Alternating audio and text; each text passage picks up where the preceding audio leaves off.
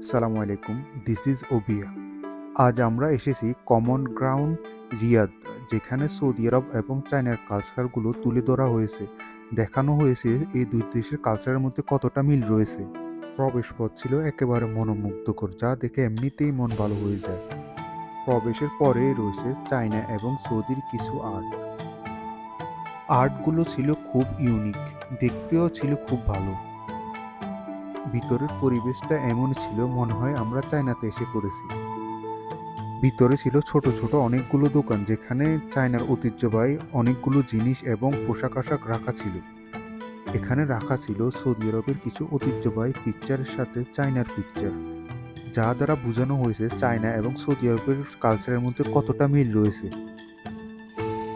সত্যি বলতে সব কিছুই অসাধারণ ছিল, দেখার মতো। এগুলো মনে হয় আমাদের প্রবাসে রেখে যাওয়া কিছু গ্লাভ ছিল। বাই দ্য ওয়ে, এটা পান ছিল, এগুলো কি আমি নিজেও জানি না। এখানে ছিল চায়নার নৃত্য, গান এবং অনেক কিছু। সৌদি আরবের ইভেন্ট এবং কালচারের ভিডিও পেতে আমাকে ফলো করুন।